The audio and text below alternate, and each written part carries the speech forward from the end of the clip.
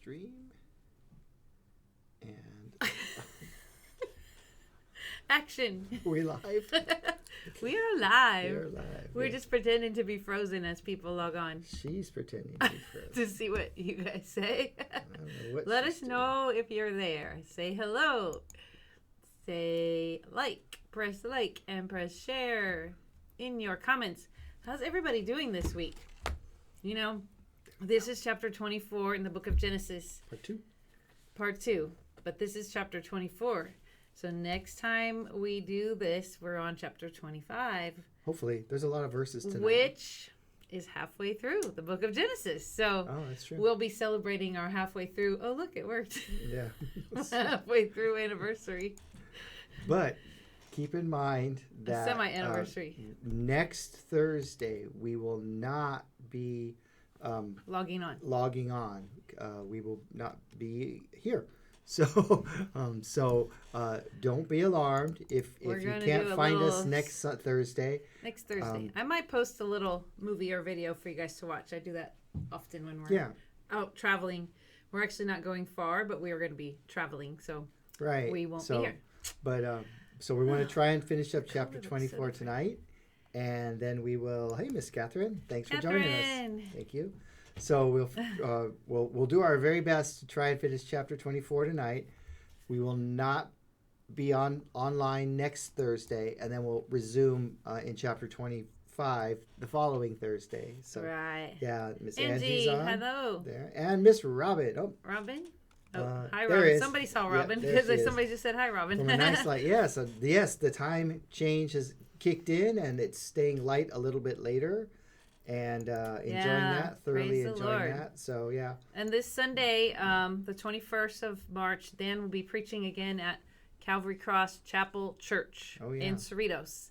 So it's I on better be Gridley. It's on Gridley Avenue in Cerritos. If you are local, we'd love to see you. I'll be singing with the awesome worship team of Samantha and Billy Mesa lead, and I'll just be singing on that team. And then Dan's going to bring the word that this Sunday. It's at 10:30 a.m. You can also watch it online. They do stream their service online. So Calvary Cross Chapel Church. but we are at Lighthouse Church Right now, we're at Lighthouse. At Lighthouse Church, and we help them out all the time. Yeah, and they have a 5 p.m. every Sunday. So Yeah. if you're local, come down to Huntington Beach. It's just a really awesome, Pastor Paul and Pastor lovely group Tina of are people. both amazing teachers and preachers We and, don't get and to hear individuals. Paul so much anymore, but he is a very good teacher. But Pastor Tina has Hey, been Brian. knocking it out of the park with her messages. Hey, Brian Laney, good to see Good you. to see you. Awesome. So, good. So we have a lot of ground to cover, so we are going to go ahead and start jumping right in. And if you have your Bibles, if you want to open up to Genesis chapter 24, we started last week and we made it all the way actually to verse 15, but just wanted to reiterate what's going on. So I'm going to flip over here, and chapter 13. Verses 13 and 14. Are the servant's prayer, and we talked at length about feeling pretty confident that the servant is Eliezer, whom is Abraham's oldest, longest relationship wise, so oldest and trusted servant of his by now his vast holdings, and Abraham has entrusted Eliezer to go out and to do a little how do I say this, to find his son a wife. Now recall that Sarah has passed away, and Isaac is roughly 37, 40 years old, not married yet, and he's the promised son, from whom the nation of Israel is to spring. So Eliezer has been entrusted with this task of going back to Abram's homeland, which was it's in modern day Iraq. Okay, and he gets there and he devises, if you will, a test to see if the right woman makes herself known. And he starts quite wisely by praying. And he prays starting in verse 13, he prays this. Behold, I am standing by the spring, and the daughters of the men of the city are coming out to draw water. Now may it be that the girl to whom I say, please let down your jar so that I may drink, and who answers, drink, and I will water your camels also, may she be the one whom you have appointed for your servant Isaac, and by this I will know that you have shown loving kindness to my master. Now recall, if you will, from last week, this is a doable, so it's not an unreasonable test, if you will, but Eleazar had at least 10 camels with him, okay? And we talked about camel can drink, especially at the end of a long journey, a camel can drink up to 20 gallons of water in one sitting, okay, or one standing, or however camels drink, right? One watering one event. Gulp, in one gulp. Okay? Not one gulp. No, not one gulp. One watering session. Yeah. Oh, so, hi, Polly. Polly's here. So hey, Polly, good to see you, and Miss Lori. And Marie said she liked my shirt, so thank you, Oh, Marie. okay. Hi, Marie. So thanks for joining us. So quick math, 10 camels, 20 gallons of water. That's 200 gallons of water. That's a lot of water. Even assuming if she had a watering jar that held anywhere from 2 to 5 gallons, modern gallons of water, that's still a lot of work. 1 gallon of water weighs 8 pounds. It weighs 8 pounds. A 5-gallon bucket of water would be 40 pounds, and she'd be hoisting this up from a well. 200 gallons. I mean, that's a lot of water. It's a lot of water. That's a lot of pounds. Yeah, it's a lot of poundage. Yeah. I mean, she's not lifting that all at once, right. But still, I mean, that's a lot. Now, when I lived in the Caribbean, there were local women who, they could manage a 5-gallon bucket of water, and they would have the little towel on their head, sort of a cushion, and they would put 5 gallons of a 5-gallon bucket of water on their head, and they would walk down those roads for sometimes a mile. Which is 40 pounds. Yeah, so 40 pounds on their head, and they would not spill a drop. Yeah. Okay, so anyway, the task is not impossible, but it's definitely something that one has to be committed to doing, because it's going to take a while to do it. Okay, so that's the test that Eleazar, or the servant, devises. Mm-hmm. And watch this. Watch the next cool. verse. Verse 15. Watch verse 15. This is so cool. I wish all our prayers were like this. Right. Watch this. Well, sometimes they are. Yeah. Right. So verse 15. Come on, change. There we go. Before he had finished speaking, behold, Rebekah, who was born to Bethuel, the son of Milcah, the wife of Abraham's brother, Nahor, came out with her jar on her shoulder. So when it's empty, they start off on the shoulder. Right. Just carrying it. And if it's a smaller jar, she may have just carried it that way too, just once it was full of water. Right. It might not be. Yeah, it doesn't necessarily mean she carried it on her head. But nonetheless, so Eleazar says, Lord, let the right woman come out, and this is the test I've devised. Mm-hmm. And he hasn't even finished speaking, and here comes, unbeknownst to him, a woman named Rebekah. Right. He didn't know that at this point. Right, but here comes a beautiful, nice-looking young woman. Which we'll find out in a second. We're going to say that in a second. But she was nice-looking, and it was obvious by the way she was dressed that she was a virgin. And the way the narrative goes, he will come to learn that her name is Rebekah. Not only that, but that she's born to Bethuel, the son of Milcah, the wife of Abraham's brother Nahor. Mm-hmm. And if you recall from last week, at the beginning of the chapter, Abram said, go to the city of Nahor. Go to my brother's house, basically. Find amongst his people, amongst his kin, find a wife appropriate. Find a woman who is appropriately matched, okay, for my son Isaac. Now again, as we'll learn, she's indeed a very beautiful woman, but that wasn't the primary target of Eleazar's search. It was her character. He was commissioned to find a woman of equal character to Isaac. And so as this story unfolds, and it's an interesting chapter because there's a lot of repetition in here, but in keeping with Middle Eastern literature, and writing style.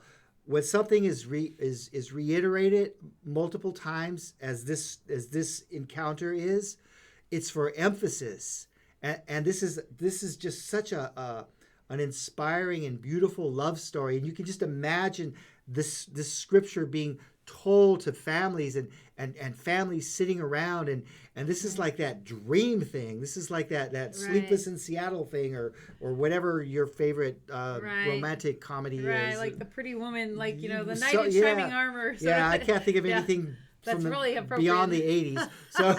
So just bear with us. Okay? We don't really watch movies that. Yeah. We watch old movies. Yeah. So are we going to verse 15? Polly says, side question, what translation of the word are you using? As in keeping with the tradition here at Lighthouse, Carolyn's here. We typically use the New American Standard, NASB, okay, the old one, the 1995 version. Okay? Right. That's what I have. My most precious and consistent Bible is an old NASB. It's over 30 years old.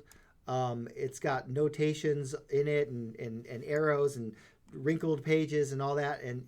But that's a translation that we've been trying to use throughout this study. So sometimes the words are different. And if there's a big variation, we will try to point that out to you. But I often look at, I've mentioned before, one of the really good free resources is the Blue Letter Bible. You can go on their website, and of course there's an app as well. But you can open up on the app, even I have on my phone, you can open up two translations at the same time. Yep. So I always have NLT, New Living Translation, and NASB. But then a lot of times when I'm reading, I have NIV. So there's like three that I look at a lot. And then, of course, it's just fun to look at other ones sometimes just to see how they emphasize things. And it's important. It's important to look at multiple translations because that helps round out the picture and give us a reliable understanding of the context. So we don't want to focus so much on the specific wording, but the context. That's key. Right. Okay. Thanks. That's a great question, Miss Polly. And I thought I saw Miss Caroline up there for a second. So hi, Miss Caroline. Yeah, Carolyn's here. Okay. So then this is about that word before, like before he finished speaking. Yeah, before he had finished speaking. This is reiterated later on, a couple hundred years later, in Isaiah, looking forward to the day when Israel is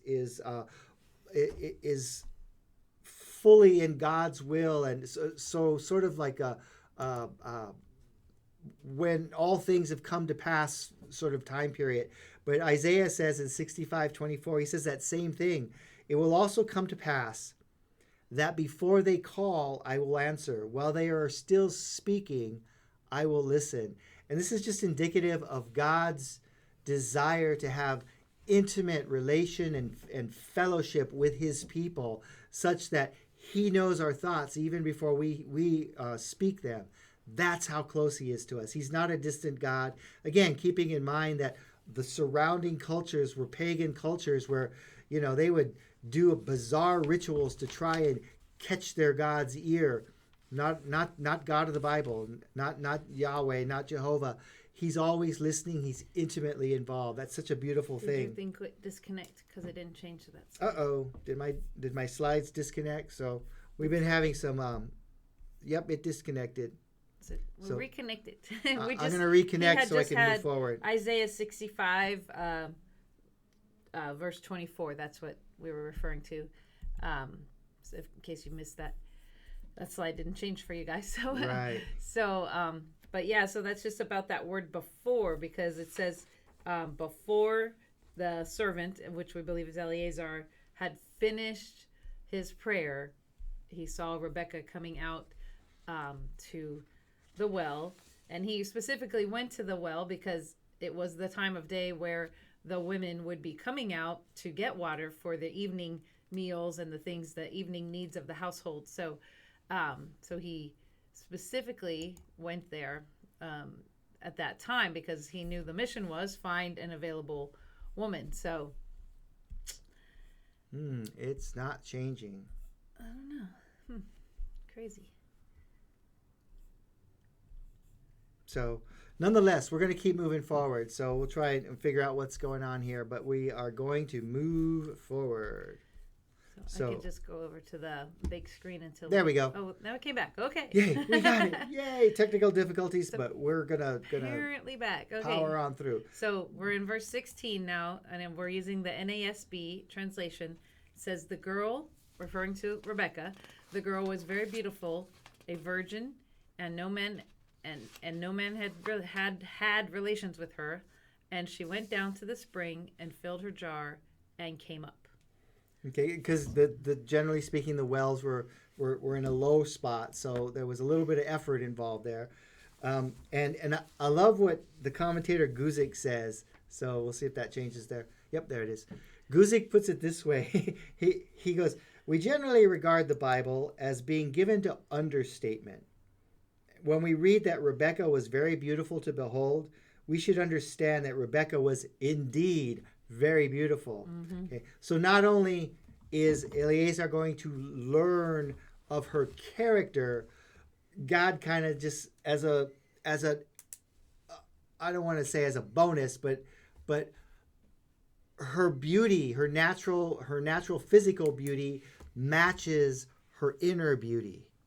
So it's just this beautiful picture of this woman that Eleazar is sent to find for Isaac, and God says, "Oh yeah, I'm gonna take care of you. I'm gonna take care of you." So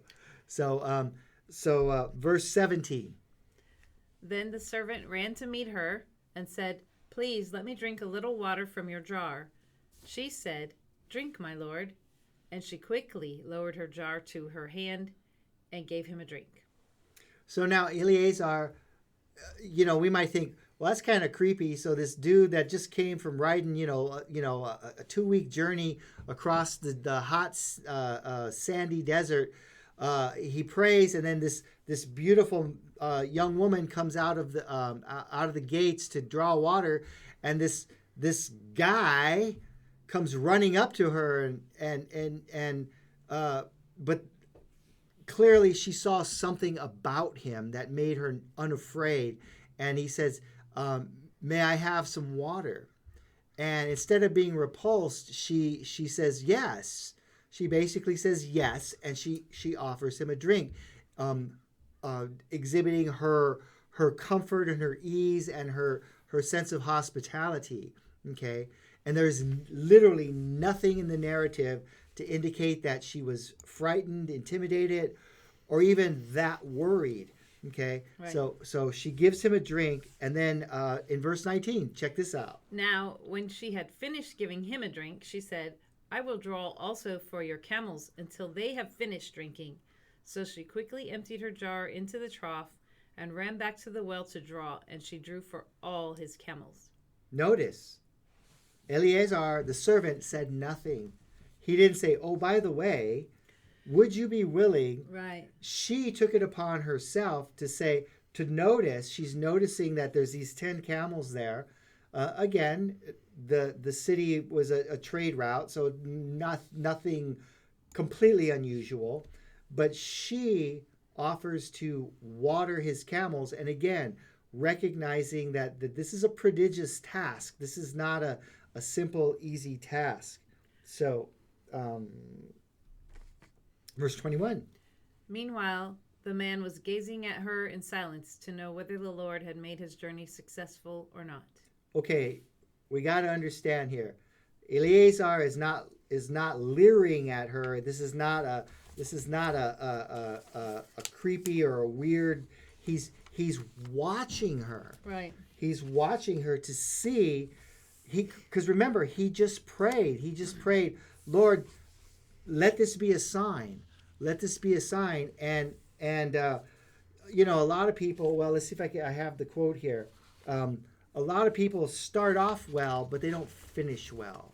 They start off with good intentions, but the true test is: are they willing to carry out perhaps something perhaps a little bit more than they intended? If perhaps they bit off more than they can chew, yet are they willing to see it through to its completion? Right. I mean, it's one thing to say, oh, I'll give you water for your dog as well, or your camel, but it's another thing to do it until the camels have finished, because these camels have traveled a long way. So, right. They thirsty. Yeah. So it's not just I'll give the camels a drink too. I'm going to give them, she says, until they're finished. So that's a lot of work. So Eleazar, I didn't just take 5 minutes. No, it may have taken up a couple hours. Yeah, it could have taken a while. But notice that he's silent this time. He's watching. And again, the commentator Guzik says, perhaps Eleazar knew that for some, it's much easier to talk like a servant than to actually serve. Mm-hmm. He wanted to see if she had a servant's heart, not only a servant's talk.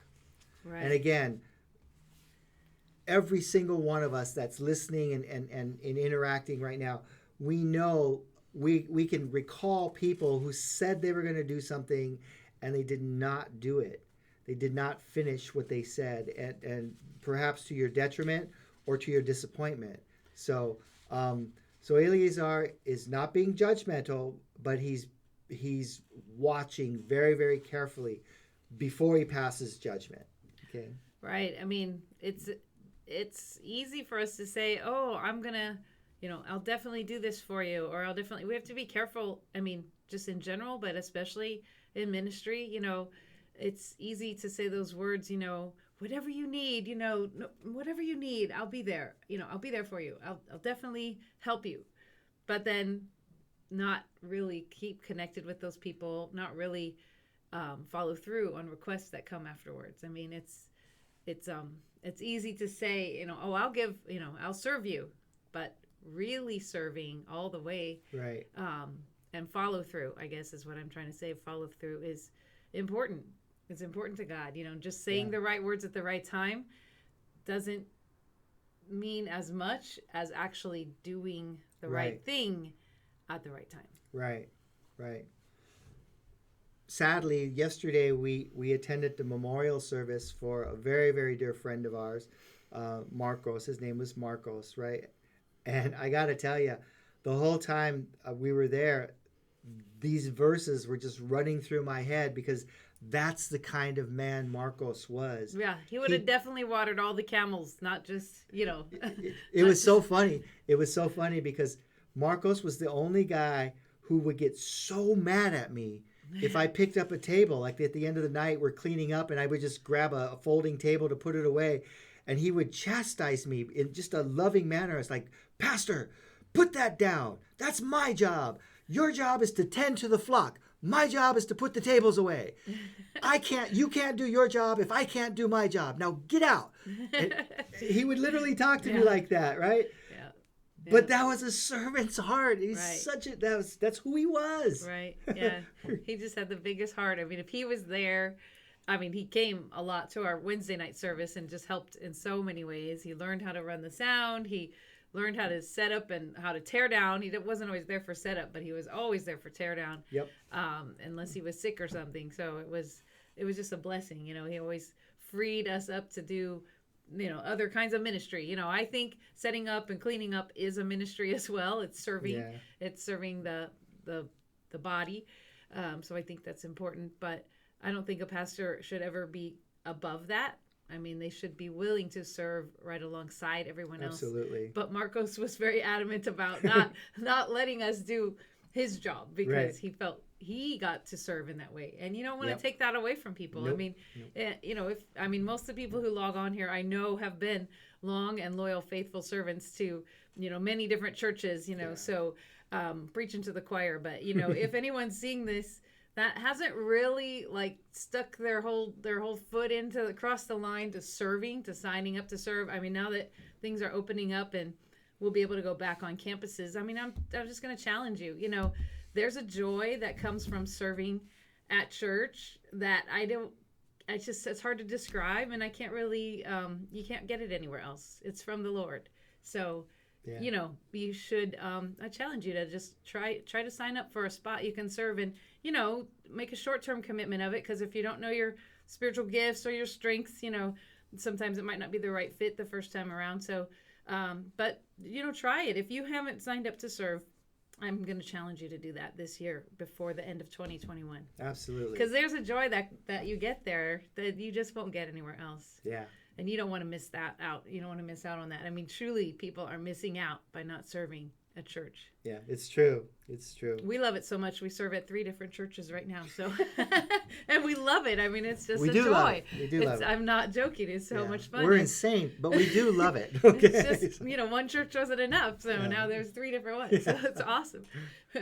So verse 22, when the camels had finished drinking, the man took a gold ring weighing half shekel and 2 bracelets for her wrists weighing 10 shekels in gold, approximately worth $2,000, and said, "Whose daughter are you? Please tell me, is there room for us to lodge in your father's house?" So we know it's Rebecca, but at this point, the servant, Eliezer, does not know who this person is. So Right. He just knows this beautiful young woman came down, complied, and gave him a drink of water, and then volunteered to water so she fulfilled the fleece or the fleece he laid out before the Lord. Yeah, the she test, fulfilled right? the test. And so he rewards her by giving her some gifts. And it was really hard to nail down exactly how much a half shekel weighed and how much how much worth it had. It varies. And again, keeping in mind that you could buy a something for $1 in 1930 that would cost $50 today. Right. Same idea. So the best answer I could come up with was about $2,000 worth of jewelry. Half shekel would be about 1/4 of an ounce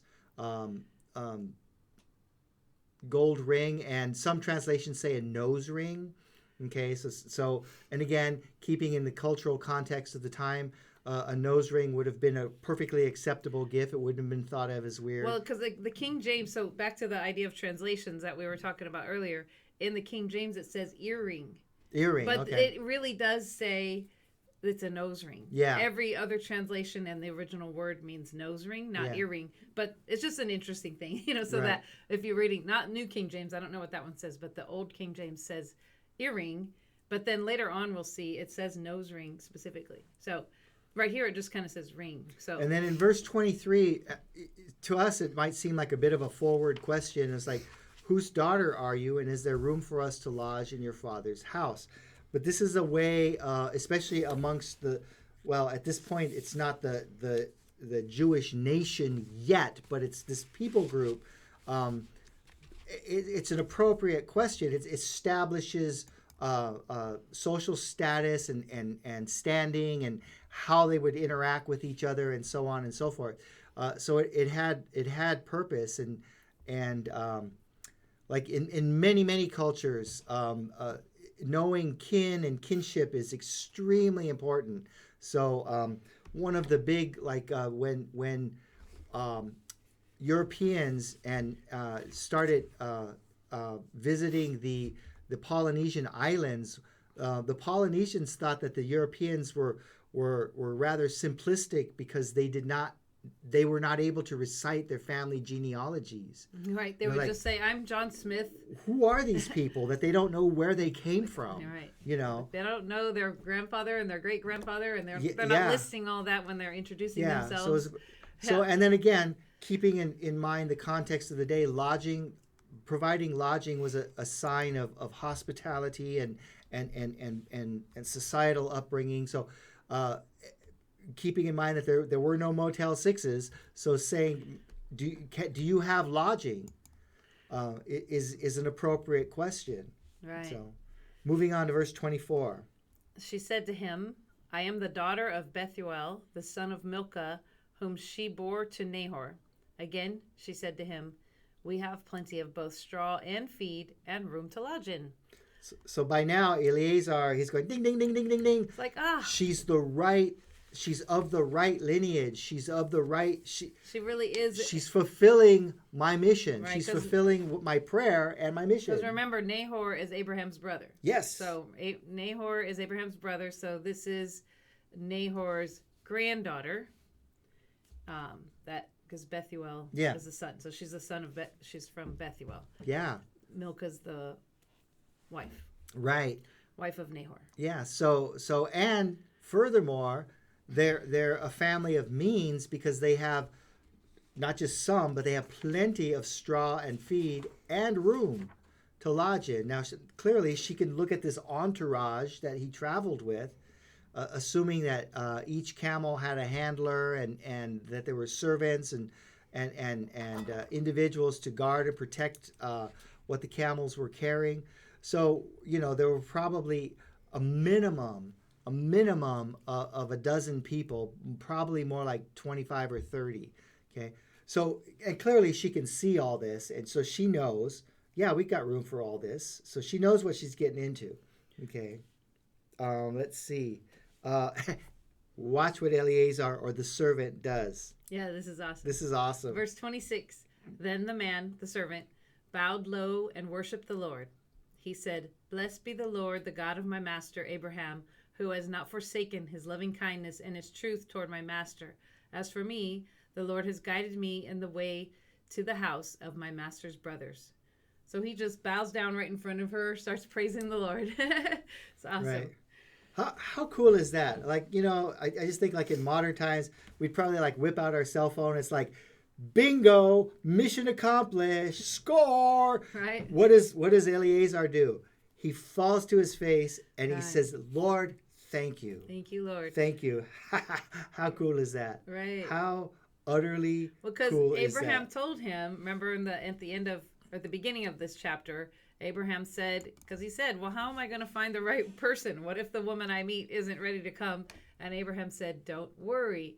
The Lord God will send an angel to prepare everything for you.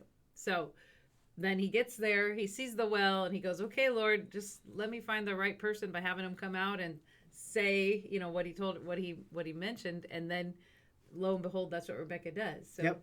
So I mean, it's a little bit, it's similar. Like when I moved out here to California, I really didn't want to move to California. I mentioned that before. So I drove for 3 days arguing with God or bargaining with God, negotiating. Okay, I'll come out here for a couple years. But I didn't know that I was going, once I got to California, within a short period, I was going to meet Dan, and God was going to tell me to ask Dan to marry me.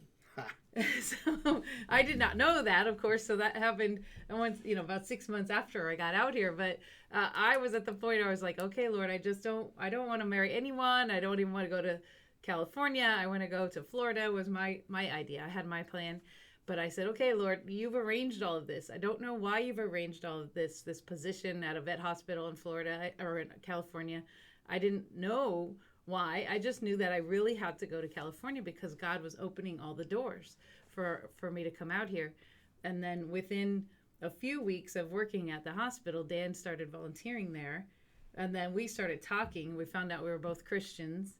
And then at that point, I was just not telling the Lord, I don't want to be in a relationship with anyone or anything. And we started hanging out together. And then I didn't know that he would put a fleece out. Yep. He had put a fleece before the Lord because it was, life's complicated. So he was involved with someone, and I didn't want to be involved with anyone. So Dan had put a fleece out before the Lord, kind of like this, saying, it's kind of true. God, the woman I'm supposed to marry, please have her say these words. Yep. And then, lo said and 'em. behold, I actually said those words. And we're not going to tell you what those words are. I'm not going to tell you what they are. But they were very, very specific. I had to give him a drink out of my jar of water, and I had to offer to water his camels. No, they were very, very specific words.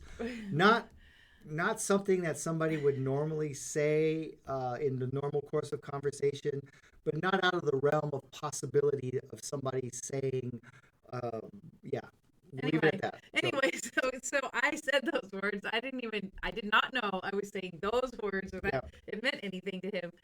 He still took 2 days to answer yes. So that's another story. So but the idea of the fleece just reminded me of what happened with us. Right. There was a fleece and a not wanting to do it, but God leading us to meet up together.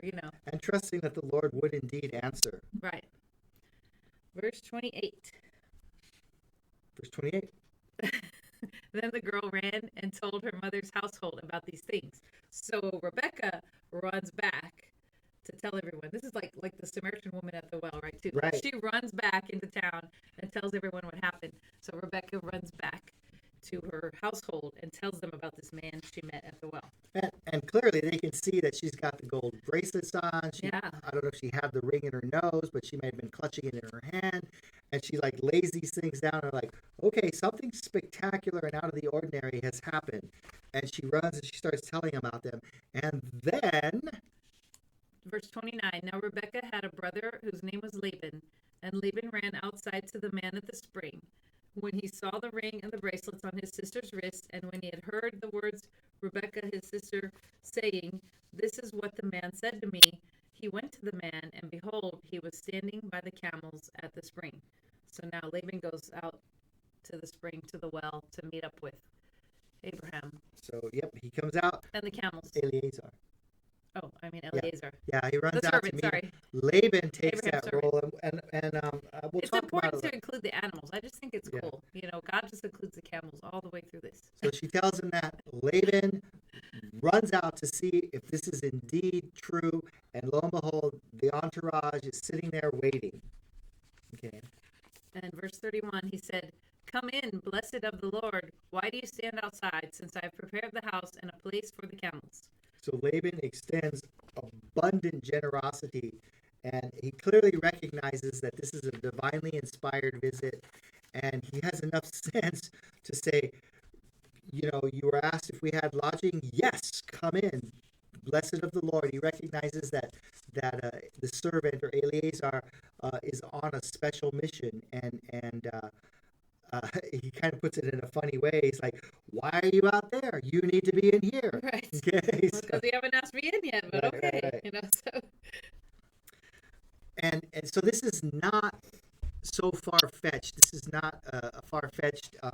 And we wonder like, well, why did Laban run out? We don't know.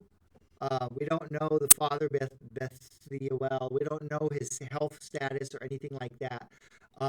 But there are numerous documents from the era that indicated that the society that Rebecca was living in, it was a society where the eldest son would take over the care and the dare I say, management or supervision of the siblings, the younger siblings, um, and would be given that authority by the patriarchs of the family, so that this young man could exercise the care. It was really a care thing. So it's not unusual that Laban would run out and inquire to make sure that this was all on the up and up. Okay, verse 32. So the man entered the house. Then Laban unloaded the camels, and he gave straw and feed to the camels, and water to wash his feet and the feet of the men who were with him. Now notice, clearly this family has wealth. They have some wealth, they have some status, they have some social standing in order to be able to accommodate an entourage this size. But Laban is doing the labor. Laban has jumped in there and he's doing the labor. And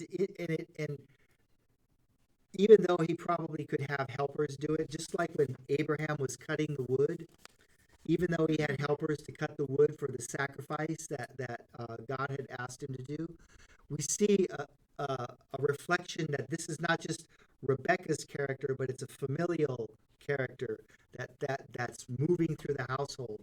That Laban is exercising hospitality also. Right. I don't know if the commentators you read talked about it, but I was mentioned a little bit in my preparation that like Nahor isn't mentioned as doing any of the work or Right. receiving any of the gifts. So there's some speculation that he just might have been incapacitated Right. and unable to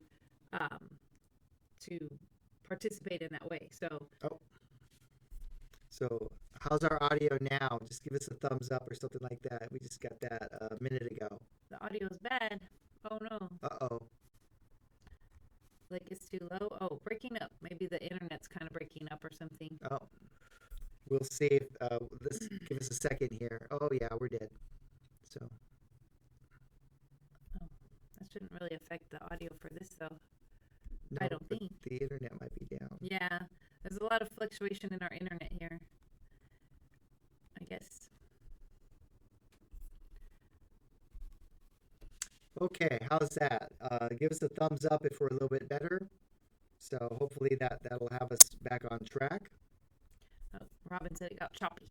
Okay. Sorry about that. Well, hopefully it comes back. So We're on verse 32, talking about the servant going into the house. Sounds right. like a saltwater gargle. Huh. So Interesting. hopefully that took care of the problem, and the video is okay, just the sound. Okay. All right, we'll keep working on it. Sound like we're underwater. Wow, that's weird. Okay, that's unusual because we were doing pretty good. Not So sure why this is hardwired in. So, how's that sound? Any different? is that better? Still sound like we're underwater? Good text, Pastor Paul. See. So we'll keep going. Sorry about that. We'll keep going and see if we can get our issue fixed. Moving on to verse 33. Okay, verse 33 reads, "But when food was set before him, before the servant Eleazar, um, before him to eat, he said, 'I will not eat until I have told my business.' And Laban said, 'Speak on.'" So Eleazar is clearly impressed how things have begun to unfold. And so he says, "You know what? I have got to talk to you. I've got to tell you what's going on." Okay. And Laban says, tell us what's going on. Okay. In verse 34, then, it says that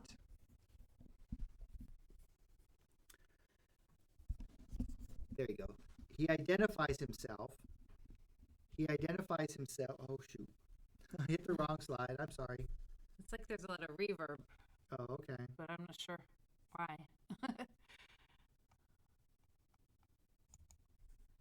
Let us get back on track here. Sorry about that. Eleazar said, "I am Abraham's servant." Oh, I'm having technical difficulties here. Give me 1 second.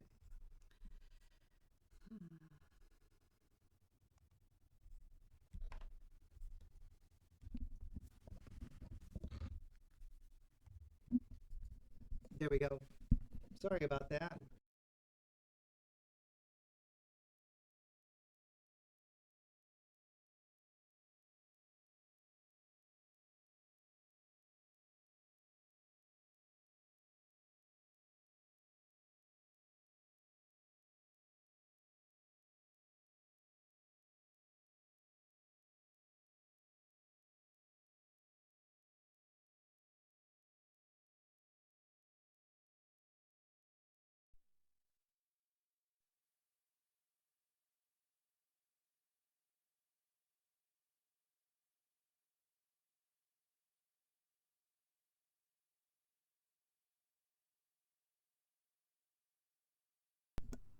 Now, how's that? Check, check. Are we back? I'm hearing it in here. Oh, good. Okay. So let us know what you guys are hearing. Sorry about that. Sorry about that. Technical glitches, but we Try to get rid of that echo, which I think I accomplished. Okay. I think we're on. Okay. So verse 34. Eleazar says, "I'm Abraham's servant." Thanks, Robin. Says much Thanks. better. Thank you. Thank you. Appreciate that. We're on. Yay, Miss Polly. Thank you. Thanks for that encouragement. Verse 35, "The Lord has greatly blessed my master," speaking of Abraham, "so that he has become rich, and he has given him flocks and herds and silver and gold and servants and maids and camels and donkeys." Eleazar is establishing that Abraham is in essence, a very powerful and wealthy man, thanks to the blessings of the Lord. Now Sarah, my master's wife, bore a son to my master in her old age, and he has given him all that he has. Abraham is advanced in age. They would have known that. Nahor was probably quite contemporary with Abraham age-wise, and so they know that Nahor was advanced in age, so Abraham's advanced in age. This makes sense. But now comes a piece of information that they may have been aware of, because this would have been huge news. Well, right, because, if I was Rebecca, I'd be thinking, well, I don't know that I want to marry somebody that's the age of Nahor's sons. The Nahor's sons would be like too old, Right. So anyway, so that's why it's important to. So Eleazar's establishing the family line that Isaac is from. Right. Verse 37, you want to pick that up? My master made me swear, saying, "You shall not take a wife for my son from the daughters of the Canaanites in whose land I live, but you shall go to my father's house and my relatives and take a wife for my son." Now, we got to be clear because there's so much talk and discord about ideas of racism and things of that nature. This is not because the Canaanites are a different people group ethnically. It's because they worshipped pagan gods. Right. We have to understand that this is not a racially or an ethnically motivated demand. This is because Abraham wants Isaac's wife to be from the same familial line that worship the God of the Bible. Right. And the Canaanites clearly were not there. They were pagan peoples worshiping pagan gods in the most horrific ways. Hence, that's the reason for Abraham's strong opinion against taking a wife from the Canaanite peoples. And we see this proven throughout the Bible whenever God's people, whenever the Hebrews took spouses from other pagan cultures, it always ended bad. Mm-hmm. It always ended badly. So hence, this is the motivation behind Eleazar going all the way, literally making a 500-mile journey across desert sands to seek a wife suitable for Isaac. So verse 39 says, "I said to my master, suppose the woman does not follow me. He said to me, the Lord before whom I have walked will send his angel with you to make your journey successful, and you will take a wife for my son from my relatives and from my father's house."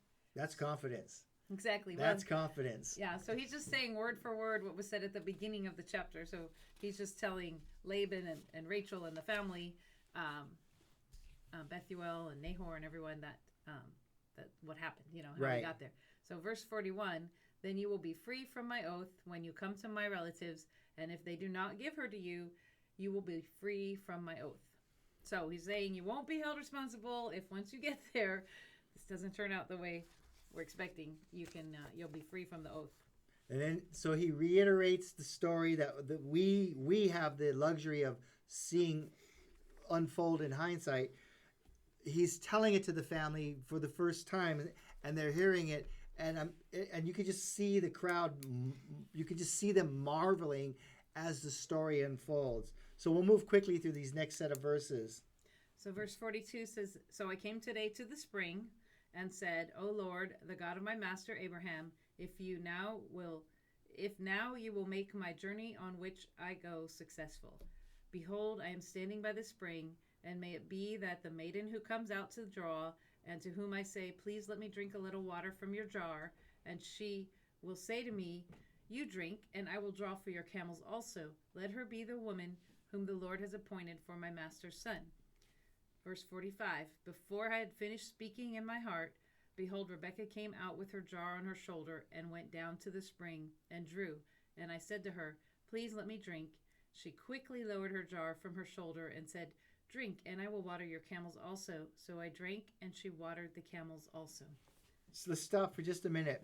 A couple of things to note. Speaking in my heart. So it wasn't like Rebekah was privy to hearing Eleazar pray and said, oh, right, I'm going to do this. Right. I heard one commentator, like somebody when I was researching, they said, well, it's possible that she heard him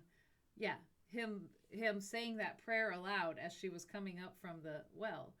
But this version where he's speaking and relating makes it very clear that he was saying it silently. Right. His prayer wasn't out loud, it was silent. So the first time it's said, it's not clear, whether it was in the internal prayer or right, an outward spoken prayer. But and then keeping in context again when he says, and he's reliving or retelling, drink and I will water your camels also.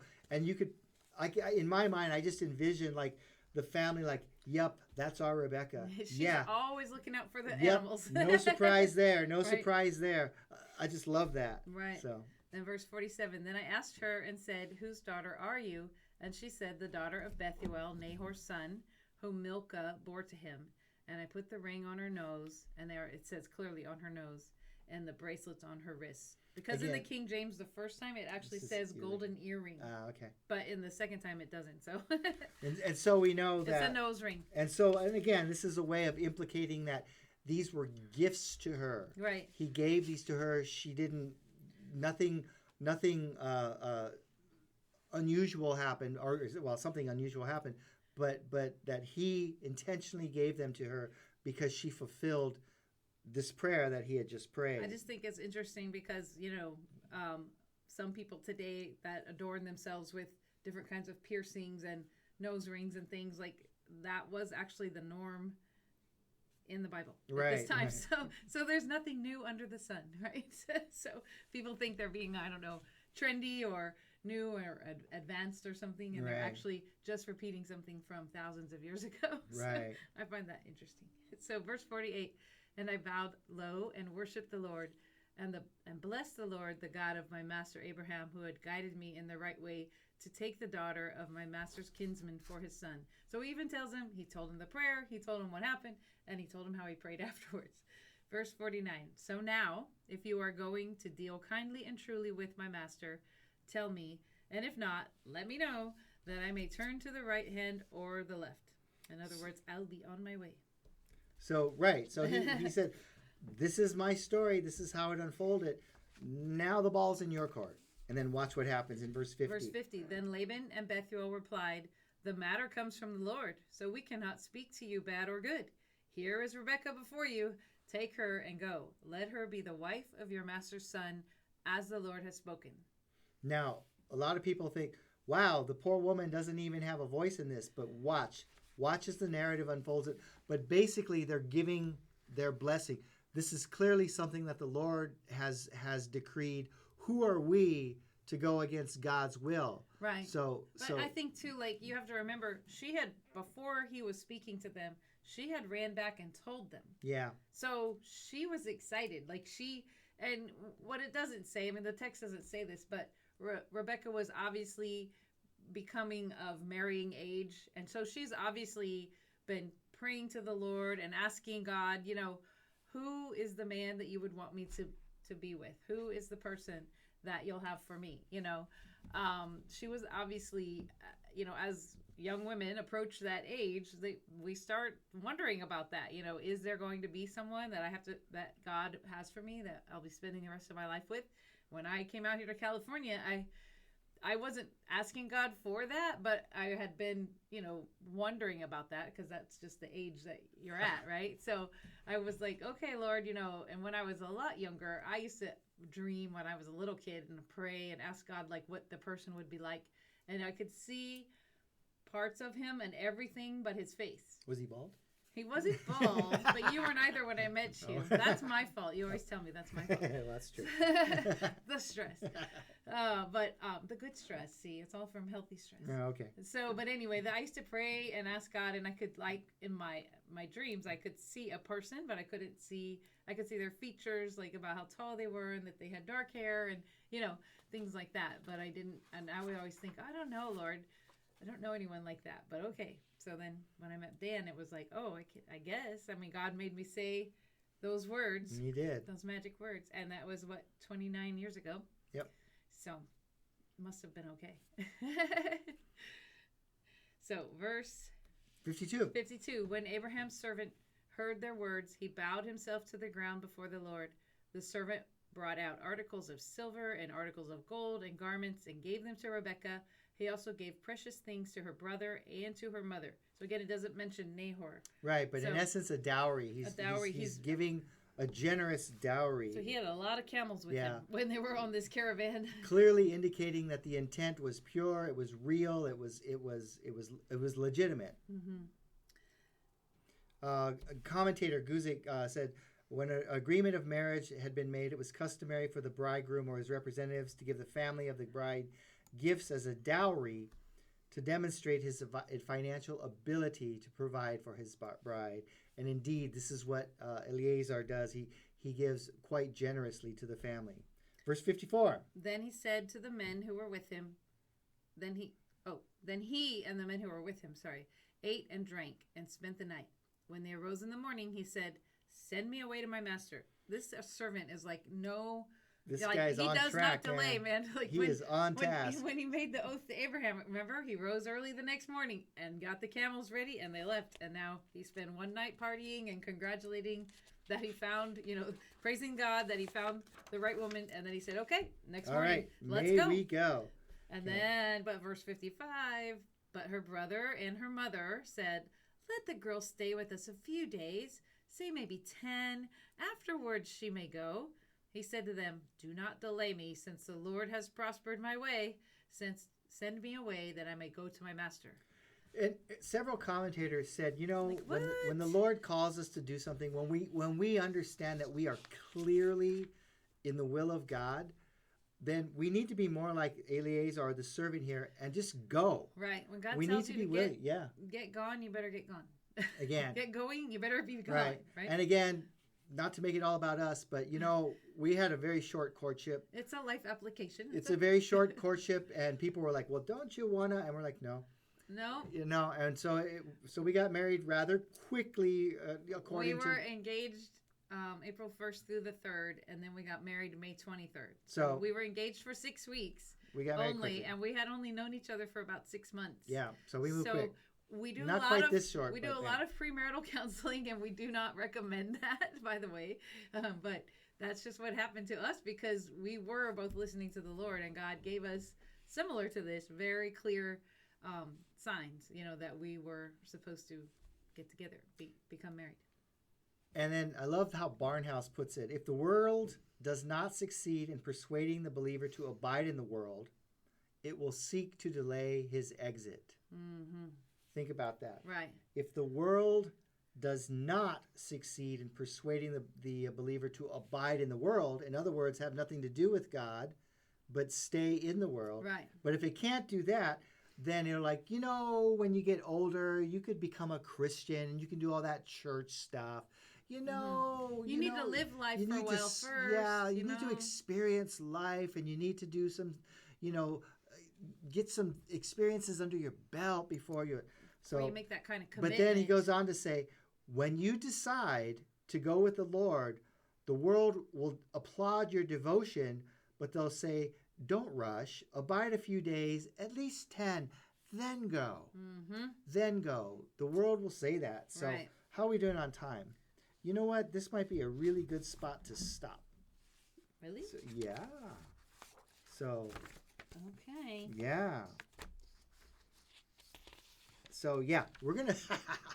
I hate to do this to y'all. Well, we hate to do this to y'all. Because it's going to be 2 weeks till we finish. I know, but we're going to do it to y'all. So, okay, because there's just too much good stuff and too much important stuff to go over. We don't like to rush through We do scripture. not want to rush it. So you can read the rest of the chapter and pray on it and meditate on it. And you could look ahead at 25 as well. I don't know if we'll get there next week, but we'll definitely finish this chapter next week. I think that one of the cool things that I learned in preparing for this tonight was that this whole situation of the servant and Abraham sending the servant is an analogy of the God sending the Holy Spirit. Yep. And Rebecca being the bride of Christ. Yep. And Isaac being Christ. Yeah, see, there's way too much stuff to just cover in 3 minutes. We'll cover most of that probably next week. But it is cool if you want to reread the chapter and think about that. Think about how Abraham is like God, and then the servant is like the Holy Spirit. Yep. And God does give us his Holy Spirit to guide us and direct us, and then Rebecca is the bride of Christ, and Isaac is Christ. Yeah. In an analogy or a type. It's called typology. And we'll expand upon that not next Thursday, but the following Thursday. Right. So, next Thursday we will not be here live. I might post something for y'all to watch, but we won't be here live because we're going to be on a little staycation. Thank you, everybody. Thank you, guys. Blessings to you all. Sorry about the technical difficulties, but thanks for letting us know because we couldn't tell from this end that there was any weird audio going on. So thank you. I appreciate that. And just please be safe and, be a light to the world. Yep. Have a great rest of your week. Amen. See you in 2. Bye. Okay.